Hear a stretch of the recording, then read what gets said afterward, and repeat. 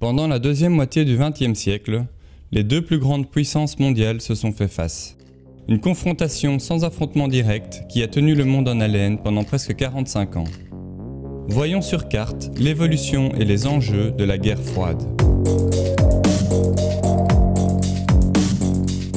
À la sortie de la Seconde Guerre mondiale, après 6 années de combats et plus de 60 millions de morts, les grandes puissances européennes d'avant-guerre sont affaiblies. Il ne reste dans le monde plus que deux superpuissances, les États-Unis et l'URSS qui s'étaient alliés pour vaincre l'Allemagne nazie et l'Empire du Japon.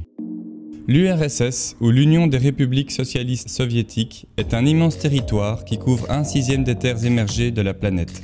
C'est un État fédéral à régime communiste composé de 15 républiques et dirigé par un parti unique. Les États-Unis sont une démocratie libérale fondée sur le capitalisme. Le pays a une longueur d'avance dans l'armement car il est le seul à posséder l'arme nucléaire. De plus, son industrie et son économie sont les plus fortes. En Europe, les deux puissances jouent de leur influence. Les États-Unis sortent le portefeuille avec le plan Marshall. Ils offrent des prêts conséquents aux États européens afin de relancer l'économie et d'instaurer des échanges commerciaux. L'URSS de son côté veut protéger ses frontières et met en place des gouvernements pro-soviétiques dans les pays libérés. L'Europe se retrouve divisée en deux blocs séparés par ce qui est surnommé le rideau de fer. En Allemagne, les Alliés fusionnent les territoires qu'ils contrôlent pour créer la RFA, ne respectant pas les accords signés avec les Soviétiques. En réaction, l'URSS impose un blocus sur Berlin-Ouest, qui est toujours sous contrôle des Alliés. Un pont aérien est mis en place pour ravitailler la zone.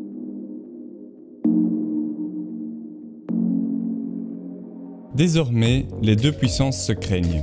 De part et d'autre commence une chasse aux sorcières. Aux États-Unis, les employés fédéraux sympathisant aux idées communistes sont licenciés, ainsi qu'à Hollywood qui devient un outil de propagande anticommuniste. En URSS, toute forme d'opposition est sévèrement réprimée. Au-delà de l'idéologie et du jeu d'influence, la confrontation entre les deux puissances sera aussi, entre autres scientifique, industrielle, spatiale, sportive et militaire. L'Union soviétique investit de grosses sommes dans l'industrie et l'armement pour rattraper son retard. Si bien qu'en 1949, le pays teste sa première bombe atomique. La même année, les États-Unis mettent en place l'OTAN, une alliance militaire entre les pays du bloc de l'Ouest.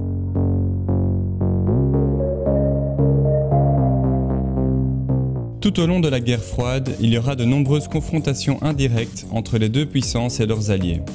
La première se déroule en Grèce, où une milice communiste résistante de la Seconde Guerre mondiale, soutenue par les Soviétiques et armée par la Yougoslavie, entre en guerre civile contre le parti monarchiste traditionnel, soutenu et financé par les Britanniques puis par les États-Unis. Mais suite à des tensions, l'URSS rompt l'alliance avec la Yougoslavie. En conséquence, les communistes grecs perdent un soutien important et sont contraints de déposer les armes. La Grèce passe dans le bloc de l'Ouest. En Chine, après 3 années de guerre civile, les communistes l'emportent face aux nationalistes qui se replient à Taïwan. L'URSS gagne un allié de taille dans la région qui influencera 2 guerres en particulier. La première en combattant aux côtés de la Corée du Nord communiste contre la Corée du Sud, elle-même soutenue par une force internationale de l'ONU dirigée par les États-Unis.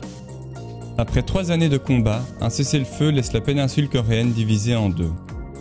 La Chine intervient aussi en Indochine française, où elle soutient une milice communiste rebelle contre la France qui tente difficilement de reprendre le contrôle de son ancienne colonie. La France est contrainte de quitter la région.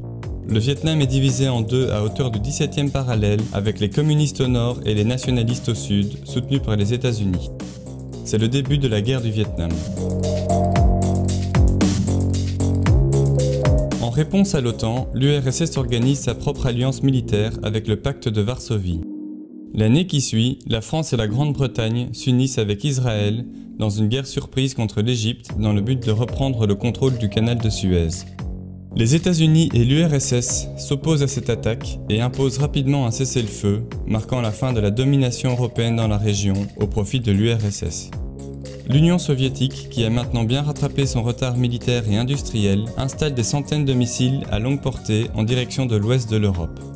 En réponse, les USA placent à leur tour des missiles en direction des territoires soviétiques.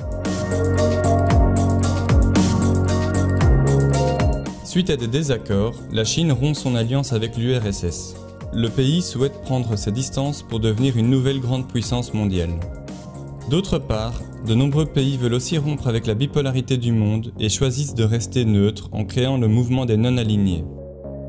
En Amérique latine, les États-Unis jouent de leur influence pour ne laisser aucune place au communisme. Mais le pays échoue à renverser militairement le nouveau gouvernement communiste à Cuba. L'URSS profite de cet échec pour se rapprocher diplomatiquement du pays. Des soldats et des navires militaires soviétiques sont envoyés sur l'île et des missiles y sont installés en direction des États-Unis. La tension atteint alors son paroxysme, les forces marines des deux parties se font face, le monde entier retient son souffle, de nombreux pays se préparent à la Troisième Guerre mondiale. Mais après des négociations, l'URSS accepte de se retirer et d'enlever ses installations militaires, si en retour les USA promettent de ne pas attaquer Cuba et d'enlever leurs missiles en Europe. La tension redescend. Au Vietnam, la situation s'enlise. Les États-Unis décident alors d'organiser une invasion militaire avec plus d'un demi-million de soldats. Cette décision irrite la France qui préfère trouver une solution pacifique. Le pays décide de prendre ses distances avec la prééminence des États-Unis et quitte l'OTAN. En 1975, les communistes gagnent la guerre. C'est une lourde défaite pour les États-Unis dont l'image est ternie. L'URSS en profite pour relancer sa politique d'influence dans le monde. D'une part, elle soutient des milices communistes en Afrique qui prennent le pouvoir dans des pays nouvellement indépendants. D'autre part, le pays envoie son armée en Afghanistan en soutien au régime communiste qui combat les Moudjahidines, des opposants islamistes soutenus et financés entre autres par les États-Unis. L'URSS remplace aussi ses missiles dirigés vers l'Europe, ceux-ci sont plus précis. C'est le début de la crise des euromissiles qui met l'Europe à mal et qui pousse les États-Unis à installer de nouveaux missiles. Les deux puissances se relancent dans une course à l'armement. L'URSS y investit jusqu'à 14% de son produit national brut. L'Union soviétique s'épuise financièrement. Au bord de la crise, elle tente des réformes économiques mais en vain. Les deux puissances finissent par se rencontrer pour entamer des négociations dans le but d'un désarmement. L'URSS se retire d'Afghanistan et arrête de financer les milices communistes en Afrique. Le pays tente de s'ouvrir aux réformes et à la transparence, mais il est déjà trop tard pour les soviétiques qui n'arrivent plus à contenir les contestations. Le mur de Berlin est détruit et l'Allemagne est réunie. 2 ans plus tard, l'URSS implose. Les 15 républiques deviennent des États indépendants, marquant la fin de la guerre froide.